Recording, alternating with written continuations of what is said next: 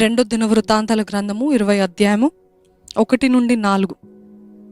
ఇది అయిన తర్వాత మోయాబీయులు, అమోనీయులు, మోయానీయులలో కొందరు దండెత్తి యెహోషాపాతు మీదికి వచ్చిరి.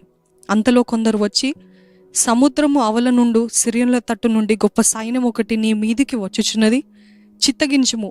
వారు హససోన్ తామారు అని ఎన్గేదిలో ఉన్నారని యెహోషాపాతునకు తెలియజేసిరి.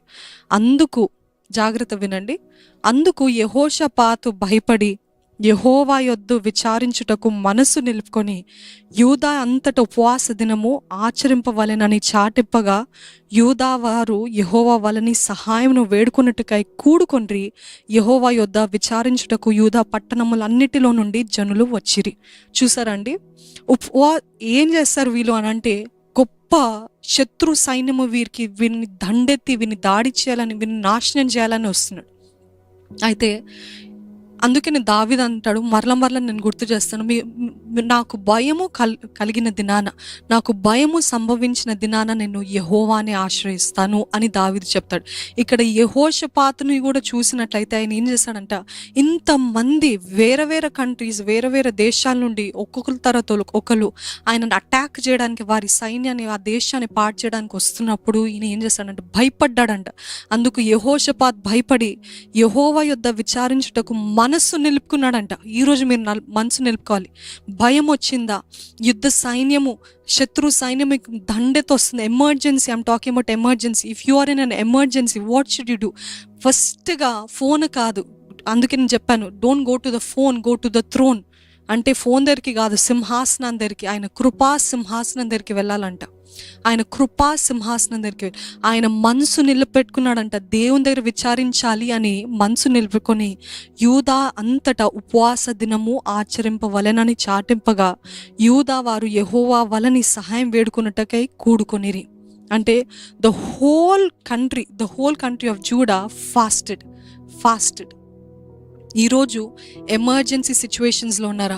ఇలాగ అయిపోతుంది, జరిగిపోతుంది, పాడైపోతుంది, నాశనం అయిపోతుంది, నా జీవితంలో ఉద్దేశం ఏంటి, నా కుటుంబం విచ్ఛిన్నం అయిపోతుంది అని ఏం అర్థం కావట్లేదు నా జీవితం అంటే, దేవుడు అంటున్నాడు, ఏ రీతి అయితే యెహోషాపాతు ఆయన మనసు నిలబెట్టుకున్నాడు, దేవుని విచారించాలి అని ఉపవాస దినాన్ని అనౌన్స్ చేస్తాడంట. ఉపవాస దినాన్ని ఈరోజు ఎమర్జెన్సీ సిచ్యువేషన్స్లో ఉంటే, I want you all to fast. అది ఏ విధమైన ఫాస్ట్ అయినా, ఏంటది మిమ్మల్ని ఎక్కువగా ఆకర్షించేది, ఏంటది మిమ్మల్ని కట్టి పెట్టేసింది, ఏంటది మీ సమయాన్ని వృధా చేస్తుంది, అది స్నేహితుల, బంధువుల, లేకపోతే ఫోన్సా, లేకపోతే సోషల్ మీడియాలా, లేకపోతే సినిమాల, వాట్ ఎవర్ ఇట్ ఇస్, వాటన్నిటి నుండి దూరంగా వెళ్ళిపోయి ఏం చేయాలంటే, ఆయన సన్నిధిలో మీ మనసుని నిలుపుకొని ఉపవాసం ఉండాలంట. అయితే ఏం చేస్తాడు తెలుసా అండి దేవుడు? వీరు ఎప్పుడైతే ఇలాగ దేవుని సన్నిధికి ఆయన వైపు తిరిగి ఉపవాసం ఉన్నారో, యూదా దేశం అంతా ఉపవాసం ఉన్నారో, అప్పుడు ఒక్క ఆయుధం కూడా వాడకుండా దేవుడు జయాన్నిచ్చాడంట. హల్లెలూయా. అందుకనే శక్తి చేత కాదు, బలము చేత కాదు, రాజుల రథాల వల్ల కాదు మాకు జయం అనుగ్రహించబడేది, దేవుడు యెహోవాని బట్టే మనకి జయం. ఈరోజు దేవుడు మీ జీవితంలో జోక్యం చేసుకోవాలంటే, దేవుడు మీ జీవితంలో కార్యం జరిగించాలంటే you have to fast. You must fast. అందుకని దేవుడు అంటాడు, యేసుప్రభు ఈ లోకంలో ఉన్నప్పుడు అంటాడు, he didn't say if you fast. ఒకవేళ మీరు ఉపవాసం ఉంటే అని చెప్పలేదు, మీరు ఉపవాసం ఉన్న ఎడల, మీరు ఉపవాసం ఉన్న సమయంలో, అంటే వెన్ యూ ఫాస్ట్ అంటే ప్రతి క్రైస్తవరాలు చేయాల్సింది ఏంటిదంటే ఉపవాసము. అది శారీరకంగా కానివ్వండి, ఏ రీతి అయిన ఉపవాసమా కానివ్వండి, దేవుడు అంటున్నాడు, ఒక్క ఆయుధం కూడా వాడకుండా వారికి ఏ రీతి అయితే నేను జయం ఇచ్చానో, మీ జీవితంలో కూడా మీరు జయం చూడాలంటే ఉపవాసం ఉండాలి. మీకు ఇష్టమైన దాన్ని కోల్పోవాలి, మీకు ఇష్టమైన వారందరినీ పక్కన పెట్టాలి. ఇష్టమైన స్నేహితుడు, నా ప్రియురాలు అంటున్నారా, అందరినీ పక్కన పెట్టండి. దేవుడికి ఇష్టం లేదు, లేకపోతే దేవుడు చిత్తం కాదు, లేకపోతే దేవుడికి నచ్చట్లేదు, వీళ్ళని బట్టి నేను దేవునికి దూరం అవుతున్నానంటే దేవుడు చెప్తున్నాడు, వారందరినీ పక్కన పెట్టేయండి. నీకు నేను ముఖ్యమా, వాళ్ళు ముఖ్యమా అడుగుతున్నారు. ఏం చెప్తారు? నువ్వు ముఖ్యమే, వారు కూడా ముఖ్యమే దేవా అని అంటారా? ఒకే దెబ్బలో అందరినీ తీసి పడేస్తాడండి. మన దేవుని సంగతి మీకు తెలియదేమో. ఏదైతే ముఖ్యం అంటున్నారో, ఏదైతే నువ్వే నా దేవుడు అంటున్నారో, ఏదైతే నువ్వే నా ప్రాణం అంటున్నారో, ఒక్క నిమిషంలో దాన్ని తీసి పడేస్తాడంట దేవుడు. అలాగ కోల్పోవడం మేలా, లేకపోతే ఇప్పటికైనా తగ్గించుకొని భయపెట్టట్లేదు కానీ నిజంగా జరిగిస్తాడు దేవుడు. What ever. అందుకే నేను నా స్థానంలో, ఆయన రోషం కలిగిన దేవుడు, ఆయన స్థానంలో ఎవరున్నా వాటిని అన్నింటిని పక్కన జరిపేస్తాడంట, తీసేస్తాడంట. హఠాత్తుగా నాశనం, ఆకస్మిక నాశనం వస్తుందంట. ఎందుకంటే దేవుని ఆశ్రయించలేదు కాబట్టి, దేవుడికి మొదటి స్నానం ఇవ్వలేదు కానీ కాబట్టి.